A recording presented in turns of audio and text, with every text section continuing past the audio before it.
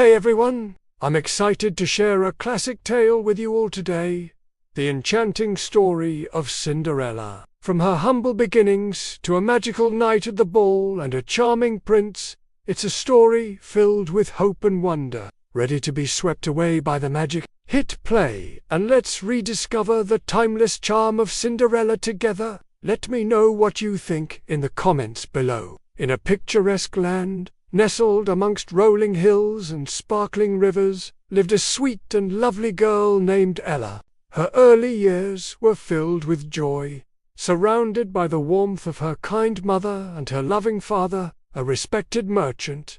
However, this happiness was not to last. Her mother fell gravely ill and, despite all efforts, passed away, leaving a deep void in young Ella's heart and in their home. Some time later, seeking companionship and hoping to provide Ella with a mother figure, her father remarried a woman of considerable social standing. This woman had 2 daughters from her previous marriage, Anastasia and Rosella, who were as vain and ill-tempered as their mother was proud and haughty. When Ella's father also passed away, the true colors of her stepmother and stepsisters were revealed. Driven by jealousy of Ella's beauty and gentle nature, they seized control of the household. They forced Ella to relinquish her comfortable room and move to a small, dusty attic. Her days were now filled with endless chores, scrubbing floors until her hands were raw, polishing silverware until it gleamed,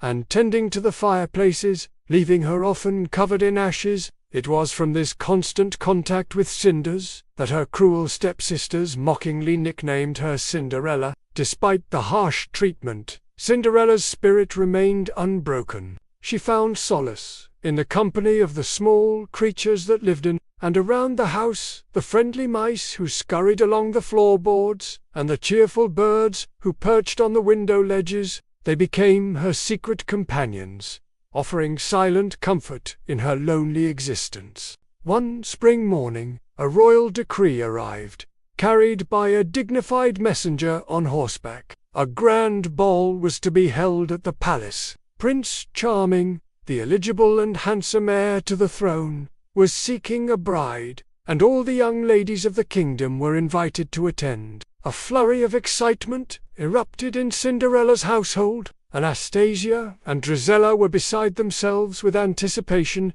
immediately bickering over who would wear which gown, and demanding Cinderella's tireless assistance in preparing their elaborate outfits. Cinderella, though her own heart fluttered at the thought of the ball, knew it was a distant dream. As the day of the ball drew near, Cinderella dutifully helped us. She ironed their frilly dresses, polished their gaudy jewelry, and even offered suggestions on how to style their hair. Though her advice was often met with scorn, secretly she harbored a wish that she too could attend, just for one night. Finally, the stepsisters adorned in their finest attire, and their stern mother swept out of the house, leaving Cinderella alone in the quiet. Tears welled up in her eyes as she imagined the music and the dancing. Suddenly, the room was bathed in a soft, shimmering light. A kindly old woman with a twinkle in her eye and a gentle smile appeared before Cinderella. It was her fairy godmother. "Why do you weep, my dear child?" she asked in a soothing voice. Cinderella, surprised but comforted by the presence of this magical being, poured out her heart, telling of her longing to attend the royal ball.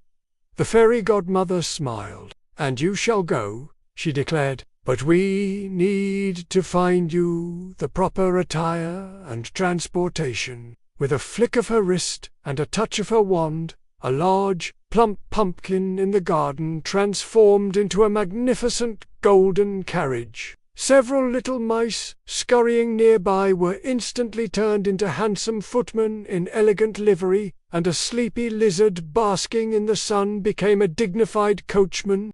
Then, turning her attention to Cinderella, the fairy godmother waved her wand again. Cinderella's tattered and soot-stained dress shimmered and transformed into a breathtaking gown of shimmering silk. adorned with delicate lace and sparkling jewels. On her feet appeared a pair of exquisite slippers made of the purest, clearest glass. "Now you shall go to the ball, my dear," the fairy godmother said. "But you must remember one thing.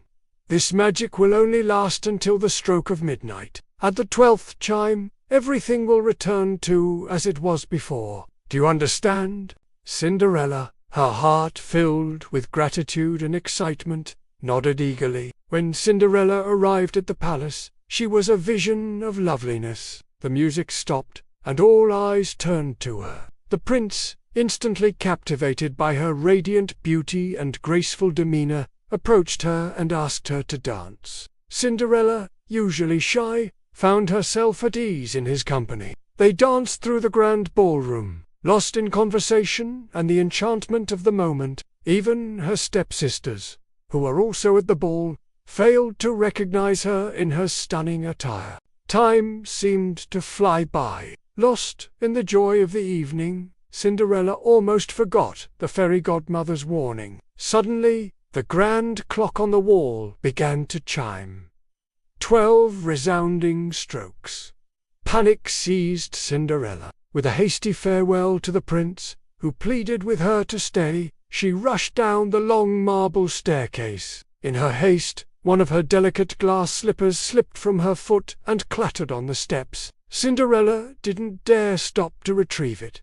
Knowing the magic was about to fade, she fled into the night, the carriage and its attendants disappearing just as she reached the safety of her home, leaving her once again in her old, tattered dress. The next morning, the prince was distraught. He had been utterly enchanted by the mysterious princess and was determined to find her. He picked up the single glass slipper she had lost, a delicate and unique object, and declared that he would marry the woman whose foot it perfectly fit. Soon, the prince's royal guards were dispatched throughout the kingdom, carrying the glass slipper and trying it on the foot of every eligible maiden. When they arrived at Cinderella's house, Anastasia and Drizella eagerly tried to force their large and ungainly feet into the tiny slipper, but to no avail.